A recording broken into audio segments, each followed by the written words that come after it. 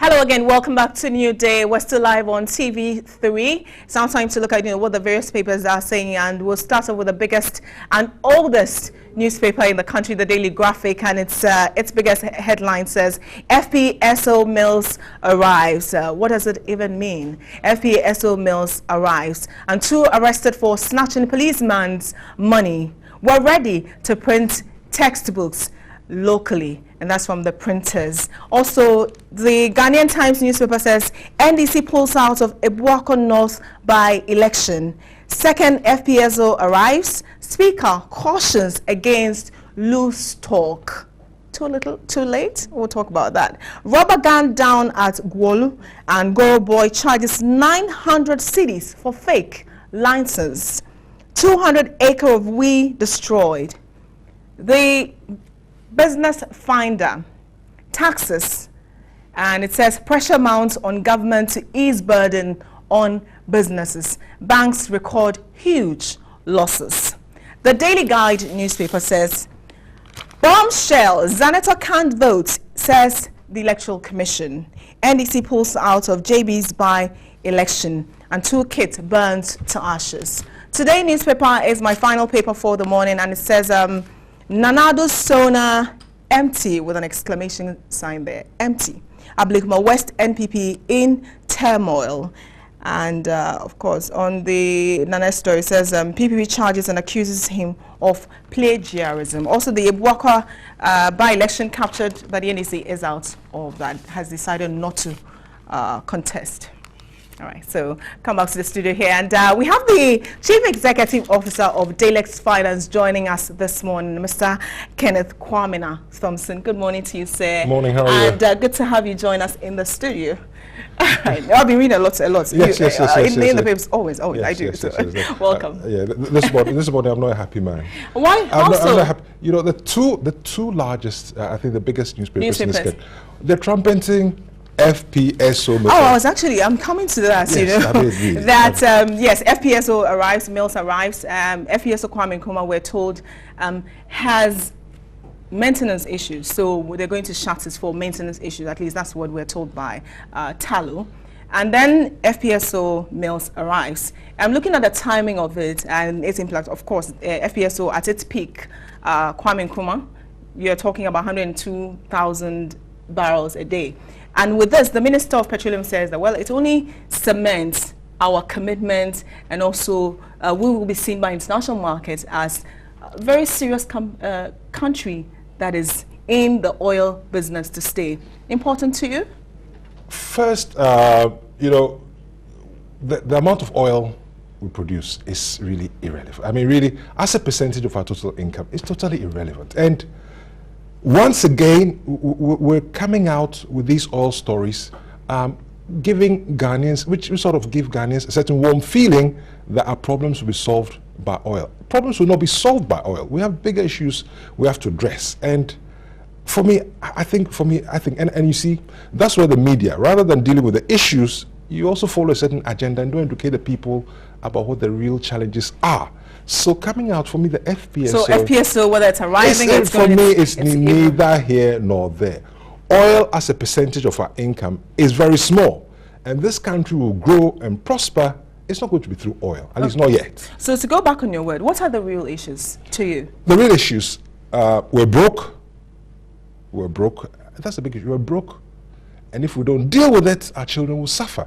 We're broke, and that's what we have to deal with. Agriculture has collapsed. Agriculture in this country has collapsed. And agriculture, agriculture was the mainstay of this economy until about 2005, when probably oil came through. And in 2015, agriculture, the growth was less than 1%. It's collapsed. It's now 0.04%. That's right. And when the media should help to deal with the real issues, you all get sidetracked and follow certain populist stories. I mean, what's your role? I mean, what's your role in this country? That's a rhetorical question. But what's your role? Are you not supposed to educate? Are you not supposed to inform? I mean, but why do you get caught up on this? So you think enough attention is not being paid to the issues that matter to the Ghanaian? We're not tackling the heart of the issues. No. I mean, I don't know whether it's competition that's driving you. I don't know whether it's fear that's driving you. But you don't deal with the issues. I mean, I'm just going to sidetrack. No, that's fine. We're talking about textbooks. And I'm thinking the real issue is that the quality of people coming out of our schools are poor. I mean, I interview people, they can read, they can write, they can spell their name, they can think. Those are the issues we should address. So FPS, all these things, I mean, for me, the media is a medium. The media, yes. Well, but you also have a responsibility to educate. Don't you have certain responsibilities? You have to educate. Are you educating? You're not. All you're doing is just following a certain agenda. I don't know who said that agenda, but the media is failing to educate the people. It's failing to educate and that actually undermines our democracy, because you need to be able to give people information to be able to, decide, to be able to see what their future looks like. Okay. By the way. So, no, but I mean, it's important. You've raised an important point. But even to go back to the real issues that matter to you, you mentioned, education, for instance, where you talk about the quality of people who are coming out and how they can't, yes, they have the certificate, but they cannot read, spell. That's a whole system that is failing.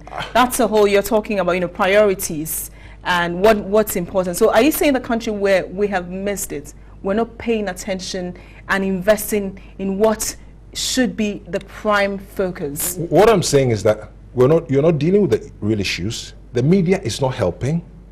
Even beyond what the media is doing, I'm talking in terms of the government. You see, the government is us. All of us are part of the government. And we have to say that we want to direct our resources towards a certain agenda. The quantity is good up to a point. But if the quality is not there, it's a waste of money. And that's where we are. I mean, we're throwing money at an issue. The result is poor, but we're not dealing with why the result is poor. We have to decide. I mean, when you say government, I will always make government seem as if it's 5 people at the top. We are the people. We are the government. Who is the government? We will direct how our money should be spent. Okay. And those are the issues we should be dealing with. All right, then. Thank you very much. But the Business Finder has a story on taxes, pressure mounts on government to ease burden, and you are in the finance business. And here, key stakeholders, I'll just take a paragraph that says, key stakeholders, in Ghana's economy are mounting pressure on government to reduce the level of taxes to ease the burden on businesses in the country. Even before we get details of it, will easing, whether reducing or reversing, for instance, will that let's directly make you happy in terms of a businessman? That in itself is a dream. Sure. It's a dream. And I've heard the other side saying that when they come to it is not possible. We can't do it. So let's forget about reducing. We can't. We're broke. We can't do it. So let's find other ways to deal with our issues and not go to government to reduce taxes, because the government cannot do it. No government will be able to do it probably in the next 10 years. No government can do it. So again, this is another non-issue. The real issue, which is that we're broke, and how do we get out of it, is not being dealt with. But what is government going to do? We have a huge debt stock that has to be paid. How's it going to be paid? They've got to increase taxes. So what's the solution then? Solution? Yes. How do we get out of it then? I mean, it sounds big, but let me just zoom in. Even for taxes. Okay. Yes, and then we'll come to the money issue. So basically, you are earning 1,000 cedis. You are spending. I do. Yes, I get it. Yeah, go ahead. So you're spending 700 cedis on 2 things. Sure. Okay, put that aside. The balance of your money left, you can't do much with it. So you either increase income, or you cut expenditure, or you do both. How do we increase income as a country? We have to invest in agriculture. I mean, that's the place. That's the area where we have comparative advantage. Ghana. Can you see Ghana becoming a manufacturer of, these cases for the next 20 years? It's not possible. Maybe. It's not possible. Our comparative advantage is in agriculture, and we have to invest in it. Let's not get deluded into let's not get deluded into thinking that oil will save us. Oil will not save us, at least not yet. The quantities we produce, I mean, it's irrelevant. I mean, really, nobody even talks about it. You see. So let's focus on agriculture. So for you, agriculture will be the mainstay. Not for me, for Ghana. Forget about for Ken Thompson. For Ghana, the only thing that is going to give us a future, at least in the short to medium term, is agriculture. And let's focus on it. And the media drive that agenda. That's the agenda I expect you to drive. You say, but why are we, deal with the issues? What do you think has gone wrong in terms of agriculture and how we have left it to slip all the way to 0.04? Well, 0.0, yes. Yes. It's lack of focus. Lack of focus. When we had our record cocoa production, I think it was about, one of the 2011 or so, 1011. About this is 1 million tons. Tons, yes. Yes. It was because of things, free spraying, seedlings, that had been done maybe in 2004, 2005. It needs investments, it needs focus. So unless we're prepared to invest and focus on it, let's forget it. Let's talk about something else. Let's really talk about something else. And at the same time, we're not really going to suffer from the Dutch disease because, like you mentioned, oil really is not giving us anything. Even the money doesn't stay. Forget about oil. This discussion about oil, let's move on. Our oil production is so small. Really, you see, if you take a country like Nigeria, over 90% of Nigerians' foreign exchange earnings comes from oil. Yep. So then, they have something to talk about. For us, when it's about 7% of our income, really, is it relevant? So you earn 1,000 cedis, 10% is 100 cedis, 70 cedis, you lose 70 cedis. Will that make a difference to you if you're organized? No. So why we keep trumpeting this oil and it keeps coming back and it keeps coming back and it keeps coming back, but that's not the solution. Okay. And also to go back to the point you make about expenditure, either you cut expenditure and government prides itself on the mammoth infrastructural development that we're experiencing, and I've heard many have said that, well, why do it if you can't afford it?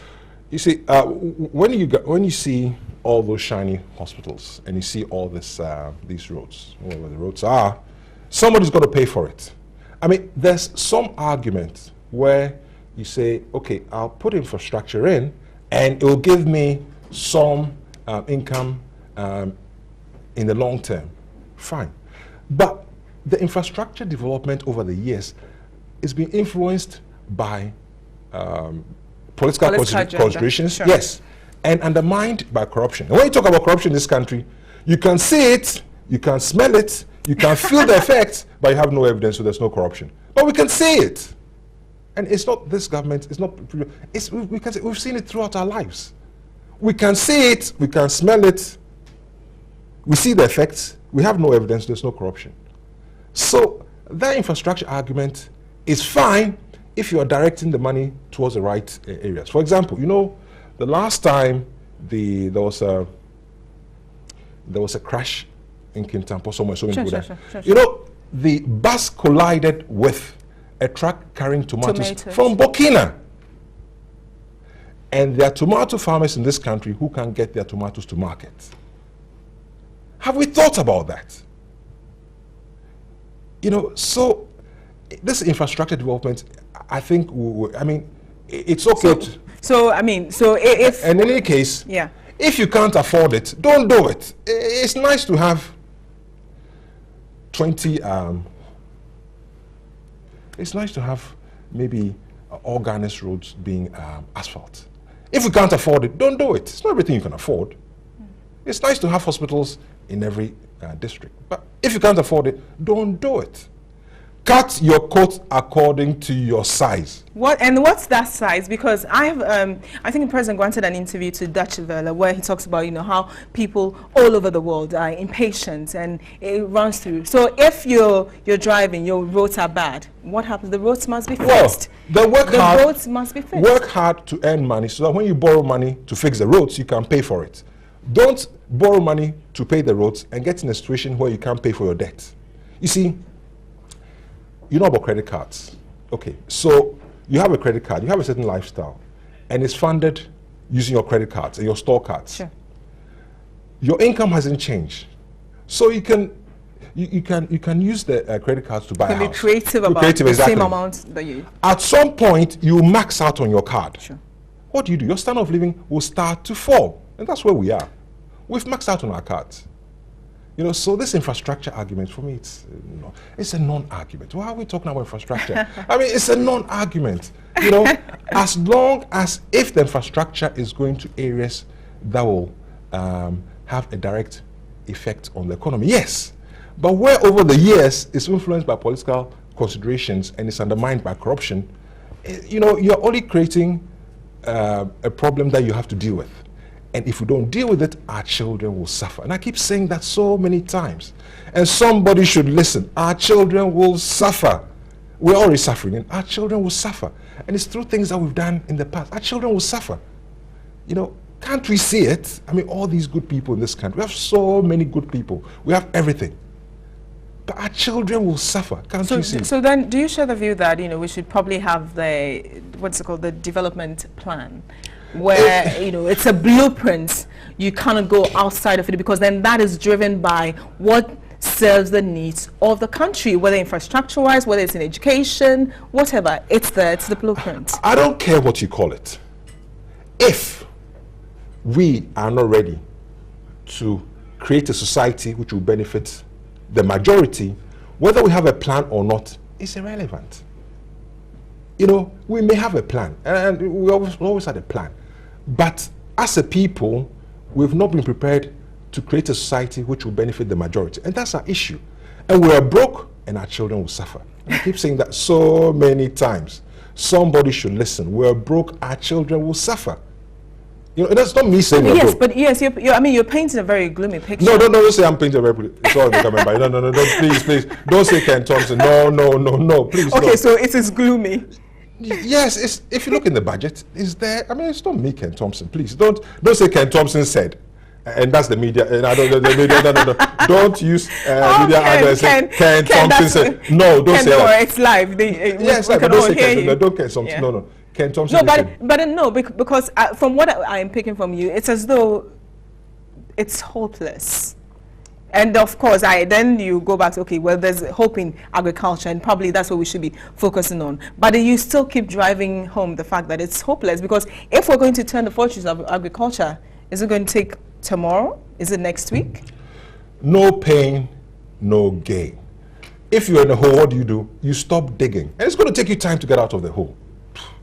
No pain, no gain. Why are we deluding ourselves into thinking that suddenly, if we give all the farmers 1,000 cedis each, Ghana's fortunes will turn around? It doesn't happen.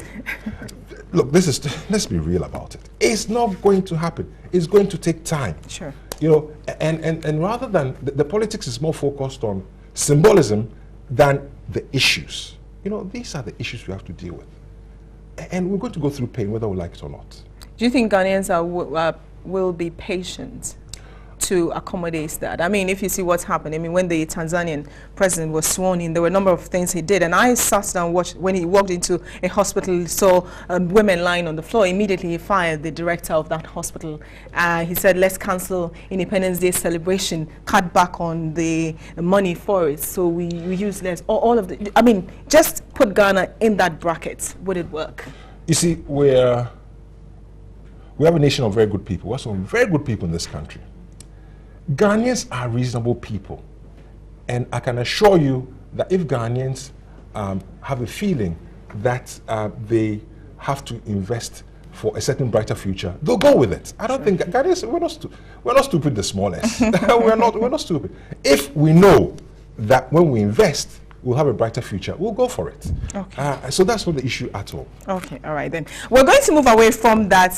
The economy, FPSO Mills arrives, FPSO Kwame Nkrumah shuts down, and you know, the emanating issues relating to the economy, and talk about Speaker cautions MPs against loose talk. Let me pick your initial comment on it. Are you surprised that he is saying this now?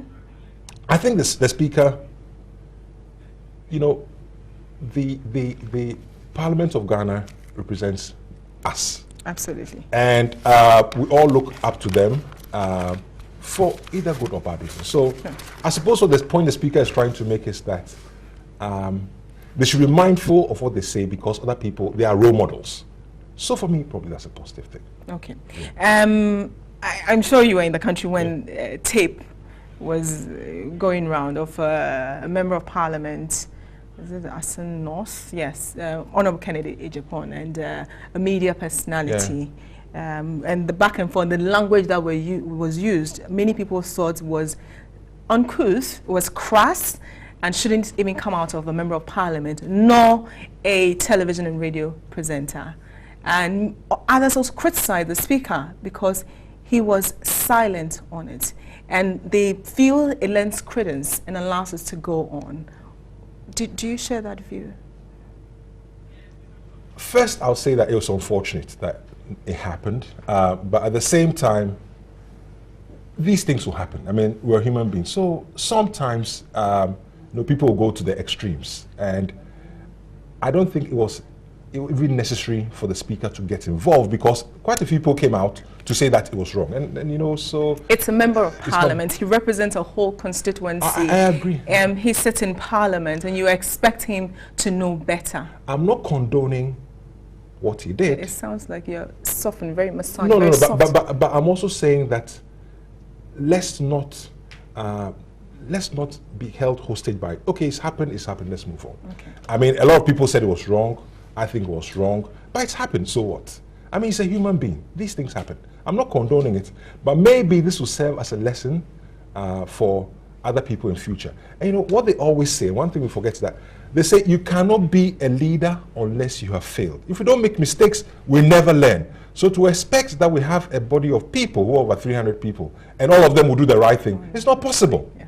It's not possible. What are we talking? Yesterday I was listening to the news, and there was this U.S. Senator who was very popular, Vinton or whatever it was called. Okay. He was being interviewed on BBC. Okay. And tapes came out of him in some sex tapes. I mean, they're human beings. Yes. And for so long as we're human beings or live in a society, some people make mistakes. It's up to us to say, no, this was wrong, and it should never happen again, and we'll move forward. But let's not think that this may not happen again, because they're human. They're human. So I don't see why this should be. I'm not softening, but I don't see why really, after we've dealt with it, we'll move forward. Okay. But then I'm going to chip in the conduct of members of parliament, the heckling. I'm told that it's part of like parliament culture, and it doesn't just happen here. Was it in Kenya where they actually threw water at one of the presenters in parliament, and they were heckling? There was another country, I think in Asia, where they were fighting in parliament. So they say, well, it's actually sort of a quote normal practice. Parliamentary is part of the rules of engagement. But are we as Ghanaians, are we at that level where we can be more tolerant of such issues? Because even when the president delivered State of the Nation address, people said, well, he was joking with us, and parliaments themselves were not serious in terms of how they received the message. First, if you're going to compare yourself with the best. Monkeys play by size. Compare yourselves with the best. All right. I have my views. I think the heckling sometimes is too much. Okay. I think that if the president is speaking, it's not His Excellency John Mahama we're dealing with. It's the office of the president. So maybe we should accord it all the respect that we think it deserves, because it's the office we're protecting. When the U.S. President is traveling, yes, before Air Force One lands, there's so much that goes on. When he lands, they're standing there, the ceremony, because it projects America's image. The office of the President of Ghana projects our image. And if we subject it to ridicule, other people will ridicule it. That's the only thing I'm going to say. Okay, so if Parliament, who are supposed to know better, do that, then the ordinary Ghanaian then would feel it's okay to be disrespectful to the office. If we subject to ridicule, others will subject to ridicule. And remember that the holder of that office travels, meets dignitaries, negotiates, represents us. So if we as a people, and don't say Parliament, we elect the people into Parliament. So if our representatives subject that office to ridicule, other people that the office comes into contact with will subject it to ridicule. So we have to decide. You understand what I mean? We have to decide. you know, and I think that we have to be mindful of how others will perceive that office based on how we treat that office. Yes, and I was coming to that. Yeah. So do you think the demeanor and the posturing of the president also sort of opened himself up? He sort of opened himself. He should stay above the fray, but he opened himself up. How do you mean? The way he was talking. Some said, he said, oh, he used the word, not shut up. He said, oh, pay attention, you know, and he kept mentioning people, he kept laughing in between. You're telling us the State of the Nation address. You're supposed to treat it with all the seriousness it deserves. When people think that, you know, we're really not in the best of shape and we're going through a lot of crisis, it shouldn't come. I think I think the president tried to communicate. Okay. Whoever he was communicating with, tried to communicate and probably did it in the best way that he thought was right. Okay. That doesn't mean that office should be subject to ridicule. Okay. You understand what I mean? I agree. It doesn't mean that at all. You know, he was communicating. Maybe people in there felt that he was not speaking to them. That's different. Maybe people outside, that's a different matter. But that office should not be subject to ridicule. That's the issue. Okay. All right then. Thank you. Thank you very much. Of course, you're watching NewDay, and this is a review. We're going through some of the papers. We'll get to Zaneso in a bit. But yesterday, the National Democratic Congress, you know, issued a statement. They talked about the fact that they were not going to contest the Wako North by-election. And they use words like, you know, it will be insensitive, and they're sympathizing with, you know, what happened. Of course, we all know the circumstances that led to that seat being vacant. Good politics? I'm disappointed. Okay. I'm disappointed because it undermines our democracy. So one MP dies, so it's a sad thing. So that doesn't mean that our democracy should be held hostage. I disagree with the NDC. I totally disagree with them. So you think competition is lost on it? Yes, because the people must be able to express their, what's the word? They should be able to express their opinion. Okay. Yes, and so I think that even if the NDC stood and either won or lost, at least it gives people opportunity to express themselves. They would also be able to test their own strength going into the 2016 elections. I don't know about test. I'm not about test, because normally we've seen that by-elections do not necessarily, you know, are not necessarily an indicator of whether a party will win or lose. Just for that seat. I mean, just for that seat. But I think that seat is a safe seat for so really, I mean, that's a safe seat. So they're trying to save resources. Maybe. Okay. But I think for our democracy, it undermines it, because the people should be allowed to express themselves. If nothing at all, it allows them to go out to say that, yeah, I can still vote. You see, I can still vote. I can still express my opinion. I'm still part of this process. The MPs died. It's sad. But so... Yeah, there are many who would disagree with you, because they would say, well, this was a member of parliament, you know, who was murdered, you know, in cold blood. And I remember it was a Tuesday, and I mean, we were all silent because we just couldn't, you know, come to terms with it. And for the party to go hard and say, we're going to contest, yes, we're interested in the seat, it meant that they are, to use their own words, insensitive. It's not my job to... necessarily say things that the majority of people will agree with. Oh, absolutely. But we're in this country when His Excellency Prof. Mills died. Sure. I think it wasn't 7 days. Yes, 24th July. Exactly. So what are we talking about? July. I mean, so why didn't we hold on for another 6 weeks until he was buried before we elected the president? The show must go on. The show must always go on, and let's keep our eye on the show. Because democracy doesn't have feelings. Exactly. The show must go on all the time. The show must go on. It's a democracy. You know, what's insensitive about this? You know? All right, then yesterday's also on the same score, elections. Dr. Zanetta Rawlings, she is the parliamentary candidate for the National Democratic Congress in the Klote-Korle constituency. And the EC confirmed yesterday that she is not a registered voter. What does it mean? What does this mean for her, the party, and also the seats that she is supposed to be representing? We'll open limited registration. She could get in and register. Will that defeat what has already been done, or we'll have to, reverse the process and get everything done again to, get it right? What I don't know is whether this issue of not being registered as a voter is whether it's an NDC regulation or national. I don't know. It's a Ghana. She's not registered as a Ghanaian voter, as a voter to register to cast vote in Ghana. Okay, let's assume that what you're saying is true. But what difference does that make? I mean, the voters register is going to be open. He can register. Why, if that's what the people want, why are we using a regulation to undermine their choice? Why are we doing that? Because she lost the incumbent, the current member of parliament, who is also an NDC member, Honorable Niyama Ashite, fiercely is contesting her. I mean, challenging that she's not eligible to vote, and more so, he had lost the seat, so it means he's not going back to parliament. So yes, there are interested parties who want her not to contest, who want her not to stand on the ticket. I'm not. My focus. So it's good. My focus is not on the interested parties. Sure. My focus is on what the people want. Democracy. Sure. Government by the people, for the people, blah, blah, blah, blah, whatever it is. Of the people. What is it? What does it say?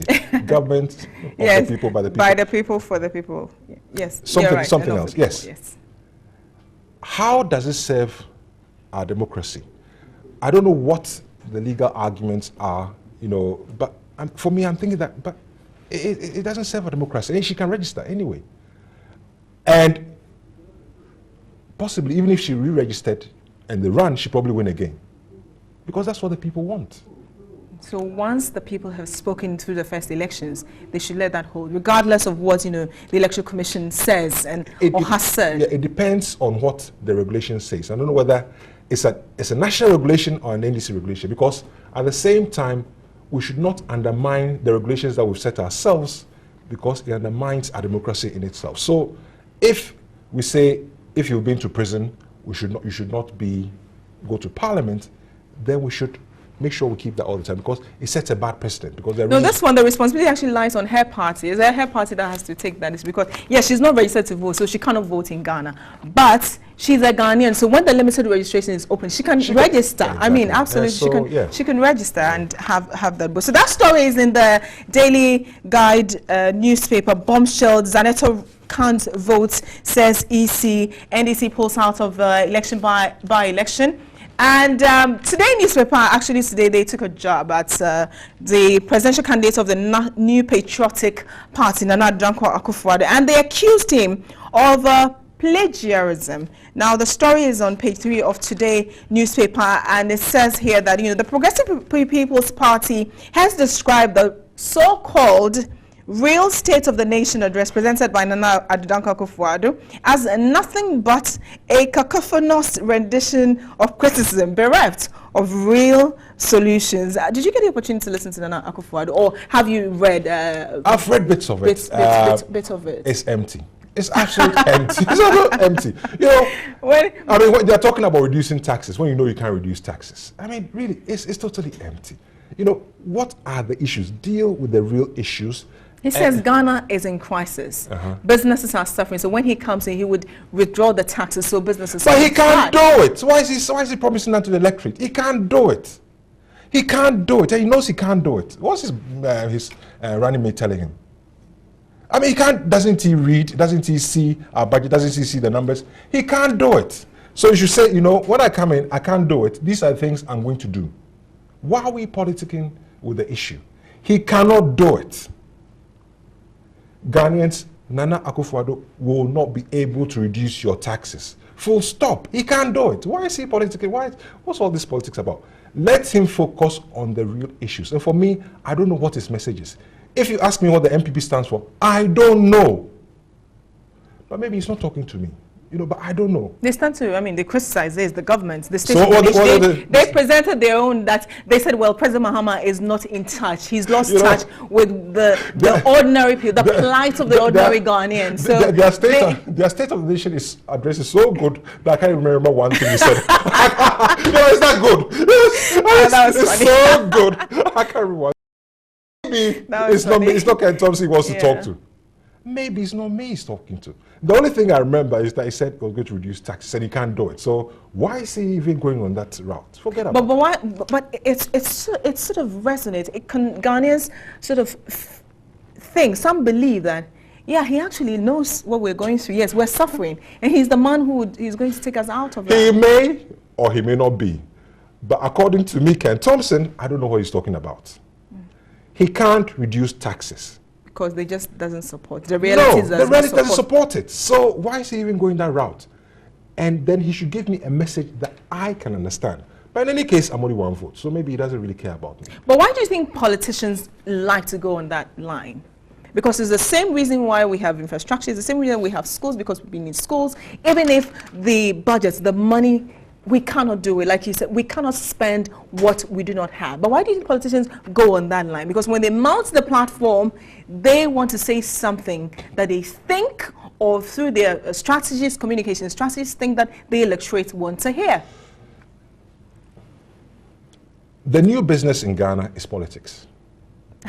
Okay. The new business in Ghana. So there's a fight. I mean, there's this fierce fight, for power by any means.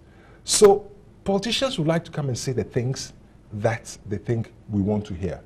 It's up to us to probe them to really find out what they really are talking about. And that's where I have my issue with the media. You're not doing any probing. You take the information, hook, line, and sinker, and you drop it. But that's not. You're not promoting discussion. What's your contribution to our democracy? What's been the media, apart from a proliferation of newspapers, what has been your real contribution to our democracy? What we should be talking about this morning is that the MPP says they'll do X, Y, Z, Q. Sure. And I'm going to say, okay, yeah, this makes sense. But the only thing I remember is the reduced taxes, which they can't do. So, really, why are we... You guys, you need to start talking about the real issues. Is the Ghanaian voter gullible? Every human being is gullible. Every human being is gullible. And we all do not have access to all the information. But it's in all our interest to make sure that we all have some information that allows us to make some decisions. I do a lot of reading. There's a lot of things that I don't know. There's so many good people in this country. And sometimes I feel like a fraud because somebody comes to me and says, Mr. Thompson, this, that. I say, okay, no. Don't I'll sort you out. I'll go on Google, read, cross-check. This is so simple. And I'm thinking, and says, Mr. Thompson, you are so good. I'm thinking, hang on a minute. Is there? Read it. Is there? The information is there. Go out, look for it. You see, so it's up to all of us to provide the information for people to make their own decision. But for the MPP to come out and say the reduced taxes, blah, blah, it's a waste of time. They can't do it. Why are they going down that route? So what message do you think they should probably be championing then? Because if obviously, for the reality, for instance, if they say, well, the economy grew around 8% in 2000, between 2000 and 2008, thereabouts, and it sunk. Now we're around 3.6. The economy is supposed to grow around 3.6, for instance. And they say, well, when we come in, we'll bring it back to 8%. So the reality is what? They should tell the electorate that we won't be able to do it. We will still be able to grow at 3.6. But then we will do the right thing to ensure that we'll go back. We take it a step at a time. Is that how it should go? The only information that I want is something that my grandmother will understand. And my grandmother has never been to school. So whoever is coming should say that, okay, in 2011, yes, Ghana was the fastest growing economy in the world. So they should say, when we come, we'll do X, Y, Z, Q, and this is how we'll take you back to growth, whatever it is. Sure. Yes. And that's what you should be talking about. Not focusing on 2 school desks, somebody on the trees. What are you going to do? And focus and say it in language that my grandmother will understand. You see, the moment your message is confused, then I know you don't know what you're talking about. Yes, in my wildest dreams, if you rank, people in Ghana that know what should be done are probably in the last quartile, probably heading towards the bottom. There are a lot of people that know what needs to be done. And so they should come up with things that they will do that my grandmother will understand. And that's not, I'm not getting that from Leonardo. Okay, all right. And how about this? I remember when the energy crisis was so intense, the criticism, of course, obviously, constantly from the opposition was that, government was broke, government needed money, and they had the solutions. Government didn't know what it was doing. And people said, if you know the solution, why can't you help the government to solve it? Because it's a problem for every Ghanaian, right? Could it also be the same? And the reasons they assign to is that, oh, if I tell them my message, they might just steal it, as they do with the SHS drum. Is that, a lazy excuse? That is something you say when you're in class 2. Great. I spend a lot of time on strategy, and we spend a lot of time on branding. And I can assure you, I can give you my strategy, but you won't be able to implement. Sure. So that excuse is class 2. I mean, let's forget about it. What are you going to do? And tell me, they say you must have a Twitter account. Twitter message. Sure. In 147 characters. Say yes. What are you going to do? Sure. And one message, let me understand it and let my grandmother understand it. Saying that you have plans, but you don't tell me, and you tell because, what are you talking about? That is class 2. Let's move ahead. But if they give you the example of PSHS where Nana said he was asked, where the money was going Nana to cannot do it. You should forget about it. He can't do it. Where's the money coming from? But President Muhammad has taken the initiative already. They started to. There's something always gives. You see what I mean? Yeah. Something always gives. Nana can't do it.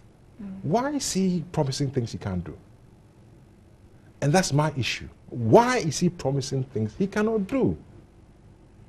Okay. You see, I was saying, okay. Of course you knew that. They didn't have me to come and tell you this. Of course you knew that. Of course you knew that. Why? No, I mean. The Ghanaian votes. Let my grandmother understand. If I leave this. Are you for tailored, messages? For instance, if you go to, because you talk about the fact that the message should trickle down to the level where your grandmother or my grandmother can understand, and the needs of my grandmother may be different from the needs of my sister who is in the capital. So if you go to, say, the Ashanti region or a village in the northern region where all that is important to them is, say, energy, they just want solar lamps and they get it, they are happy with it. So should that message be tailored along those lines? When I say my grandmother should understand, it's a figure of speech. No, I get it. By the time I leave the studio, I hope that your studio, everybody in the studio will understand what Mr. Thompson said. Absolutely. If they don't, then I have failed. Cameraman, do you understand what I'm saying? I think they get you. Yes. I think they have failed. And that's all I'm saying. Sure. That is all I'm saying. No, but I'm asking, the other question I'm asking is whether you are for, tailored custom to suit a community. I don't care how you do it. What you say, let people understand. In any case, you can't do everything. Sure. So you can't go to Y and promise one thing, Bogatanga something else, Tamale something else, Pechima something. They will take notes and be taking notes. You can't do it. You can't do it. So why, it's for me, it's mindless. Is honesty the biggest problem with politicians in Ghana? You see, nothing is black and white. We all live within the shades of grey. It's how grey you are. But nothing's ever black and white. But what is black and white? I won't say politics. You see, the moment, and we've got to be very careful how we describe politicians. I agree. But because the politicians reflect us as a people. We get the leaders that we vote for. The people in parliament reflect us. If the parliamentarians are rowdy, it's not parliamentarians that are rowdy, Ghanaians are rowdy. They reflect us as a people. So we've got to be very careful how we describe them. Somebody said to me yesterday that, these policemen, they are thieves, blah, blah, blah. I said, what are you talking about? It means we are thieves. Because the policemen haven't come from Burkina or from Ivory Coast. They are our brothers and our sisters. And they reflect us. They reflect us as a people. So we've got to be very careful. We've got to be very, very careful. All right then, okay. So education, is important, and the Today newspaper also has another story that talks about, the polytechnic, conversion, and it says that, polytechnic conversion role unfortunate, and it's actually an editorial. We talk about, technical schools where have a lot of graduates coming out. You know, they do what's it called, social sciences. You know, you have a lot of people doing marketing because, well, it's easy. But then when you talk about technology, polytechnic, people who can design and create, we seem not to pay a lot of attention to them. For some, and according to this paper, I mean, it's quite unfortunate if we move it. What's your view on Polytechnic becoming university? I mean, becoming university, is it really the name, or if they stick to the true reasons why it was set up? You see, once again, we're being held hostage. We're being held hostage. I don't know why I thought. You thought I was going to say something different. I thought something. You know, what do we want? Yeah. We have a system that's producing people that are not fit for purpose. Will the conversion from polytechnic to university give us people that are fit for purpose? That is the debate I want the media to have. Sure. Not as to whether or not a polytechnic is called a university. That's the question. Yeah. I think in Germany, sure, they have a very strong tradition of vocational schools, vocation, and it's worked very well for them.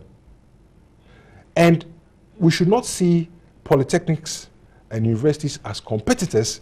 They provide different levels of resource. You know, so I'm an accountant, so I'm a qualified accountant. You also have accounting technicians. Everybody provides a different level of different service, which is complementary.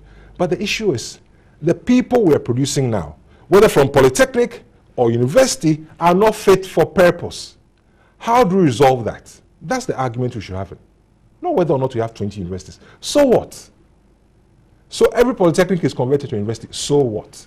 Do we have the resources to staff them?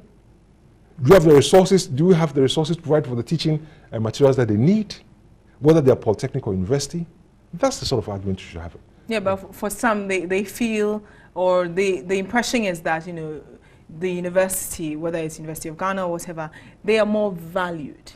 And is it because of attitude to how we have treated people in vocational training in this country is what has also contributed to that very unfortunate belief?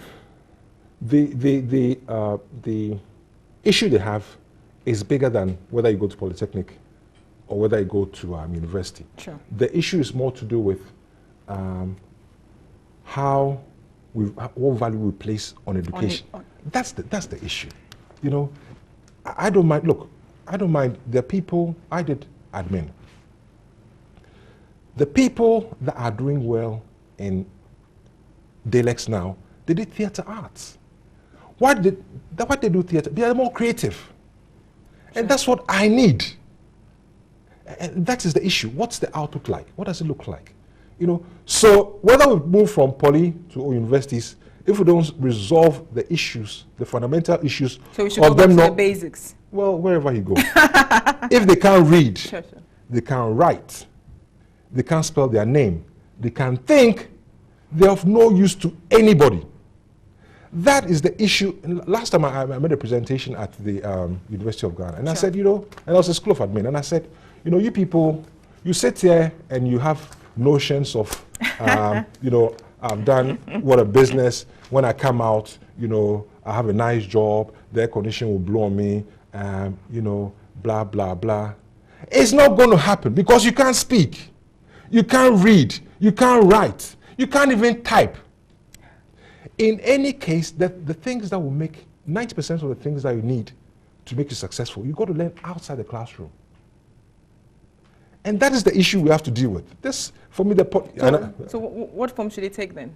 In terms of, you know, because there seems to be a delink. Should we engage more with the businesses? You know, find out what they need, like you said. So yeah, whatever it is, there needs to be an engagement. What do we need, and how do we produce to satisfy that need? Full stop. That's it. But you see, every society needs different people because, for example, I buy a lot of art. Why do I buy art? Because I think that the artist also, you know, the brain is all interconnected. So if I develop the artistic part of my brain, it develops other parts of the brain. So we all need, everybody has, you know, some contribution they make to society. But at some point of your development, you might say, I want to focus on X. Sure. You know, say I want to focus on petrochemical engineers. Meanwhile, that FPSO, you need only 3 people to man it. Yeah. And meanwhile, you are putting 300 people in university saying you are giving them petroleum degrees. Is that the right use of resources? No. So we have to decide. And when I keep on saying we, because we decide. This is what we want and focus on that area. No, but we put people in charge to handle those. I mean, Yes. I can't go there and say, oh yeah, let's do it. But you are. But you put someone. Yeah, so go and talk to your MP. Talk to your MP and say, my friend, I want you to do this. If you don't do this, I'm not going to vote for you. Talk to them. I mean, it's we. You know, it's we decide. It's for us. And we have so many good people in this country. We have so many resources, but we continue to suffer. We have so many good people. We have oil, we have gold, we have, you know, oil. There's more oil. We have the democratic dividend. The democratic dividend from even in all our troubles, people still see Ghana, you know, they enjoy being in Ghana. We have the people. So what is our problem? What exactly is our problem? Okay, so we'll move on now to the back pages. I decided to save this, you know, for last. Back pages of the Daily Graphic newspaper and the Ghanaian Times newspaper, because it keeps coming up. It keeps coming up. The issue about, you know, 188 kilos of weed. There was a whole community that was involved in it. 200 acres of Indian hemp destroyed, and that story has been captured. Are you a smoker? I do e-cigarettes. Oh, I do e-cigarettes. Oh, okay. Oh, so I'm a reformed smoker. So nobody should not smoke. No, but what's your view on it? A lot of people think that, look, the people, I remember the Apiesika, where the arrest, about 9 persons, 5 were grandmothers, older women, who were growing it. They were not consuming it, but they were, you know, cultivating it and selling to others. So someone thinking, you know, we should probably be looking at this. It could fetch us some money. You see, I'll come back to one point I'll be hammering. Okay. You know, first, the private sector is the game changer. Yes. It's a game changer. Yes. Look at what the private sector, every sector you've put the private sector in this country has changed the game. Sure. And the private sector responds to incentives. So if the grandmothers are growing weed, then it's probably more profitable for them to do that than to grow tomatoes. That's one thing. The other thing is that whenever these stories come up and the quantities which are confiscated or found, it gives me an impression that we have a big drug problem in this country that we're not addressing. Okay. And, you know, that hit me a couple of weeks ago when my friend came to me and his son had a big drug problem. And when he told me about what he'd been going through and where he'd been, I'm thinking, there's a drug problem that we have to deal with, you know. But the grandmother, they're responding to incentives. They are responding to incentives. That's more. So let's make it more profitable for the grandmother to grow tomatoes than to grow wheat. Because another thing, we don't even the food that we eat, we don't grow here. We import everything. So let's make it more profitable for the grandmother to keep goats. Then some of this can be addressed. You've raised an important part, that there's a drug problem. There is a drug problem. Because there's a crave. But what if they say, well, not that they say, there are a few of them that have actually been part of, you know, the operations, the swoops, where they are meant for exports, and the packaging is done so solid. And I keep saying this, that apparently the weed from Ghana is sort of good. It's organic. It's organic. So they keep coming back. So it's meant for export because there's a demand for it out, and not necessarily for local consumption. Yeah, I know people in Ghana do. It doesn't matter. It doesn't matter. But what I'm saying is that there is an incentive for them to grow it. So let's create an incentive for them to grow other things. You know, if you go to a place like Afghanistan, they've been trying for a very long time to get the farmers to stop growing opium and do something else. But there's incentive for them to grow opium. Sure. They're just responding to incentives. So you can do it through policy, through regulation. Of course, if you think that it's a drug that's going to harm your society, well, let's say, okay, we've got to find a way to control it. But at the same time, what other incentives can we put in to get them to grow other things? That's where we should move the discussion should go. I mean, this 188 kilos of weed, you know, 200, you see? When I hear that, whole village is growing it, you know? There's an incentive for them to do so. There is. The Ghanaians are not stupid. I mean, we all, you know, have basic needs, you know, roof over our head, some shelter, some clothing, look after our children, have some money when you grow. This is an incentive for them. I'm going to take away that incentive, either through rates like this and through providing them support to grow other things. So maybe they can grow, next time it will be tomatoes that they are growing, or they could be growing rice, or could be growing goats, or something else. Okay, so it's because we're destroying the farms. I mean, they cannot have access to the food crops, the tomatoes and all of that. It's not fetching them more. So they have found the way to be a more comfortable avenue, more comfortable venture for them to operate. And that's why there's a financial incentive for them to do it. There is a financial incentive. I'm not saying because there's a financial incentive to do something, we should allow that, because the financial incentive to do a lot of things. But of course, our society and our laws and regulations do not allow certain things to be done. So that should still. But how? But are you for legalizing weed? I haven't thought much about it. I've spoken to parliamentarians who say, well, you cannot go faster than your society, and that the society. But you see, I think that the legalization of weed is like the abortion, the gay issue that came up in Kenya. Sure. It's for, that is not priority for us now. Okay. It's not something that we should be, focusing on and turn our energies to. We have bigger things to worry about. I know. So the final one before we leave is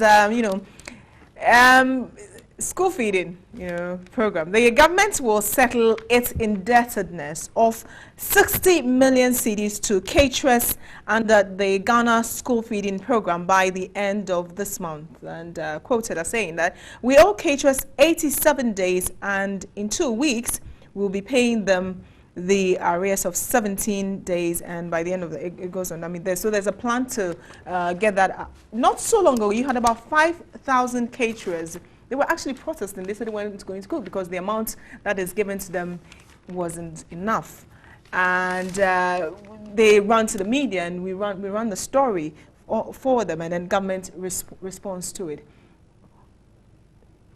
Originally, the feeling was that, if they protested, if they spoke, it's taken away from them and given to other people. But they seem to have mastered some confidence. And these days, they are very vocal about it and all of that. The medium they are using, are you worried that, they go to the media, government response? I have an interest in this story. Oh, go ahead. I'm interested. I'm interested to know which part of it interests you. I have an interest in the story because Nanoye is my sister. And school feeding. But I'm told that Nanoye will solve it. But I'm told that gender ministry has actually been doing it. Initially, it wasn't gender ministry. Now it's gender ministry, so she's managing it really well. If Nana says she'll solve it.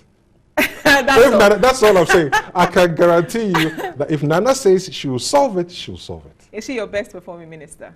Oh, I don't know about best performing minister. Yeah, but I know that for me. I'm told a lot of the women, Professor Jane Nana Poku, Nanoye Lisa, that's the gender ministry, Attorney General. I mean, there are women that their names keep coming up as to. But I have an interest, so I don't want to say much. But all I'll say is that if Nana says she'll solve it, she'll solve it. That I know. I'll put my hand in fire and say, if my sister says she'll solve it, she's going to solve it. I think it's fair that you made that known. So I totally. I don't want to. I think it's actually the honest thing to do. I think I totally agree with you on that.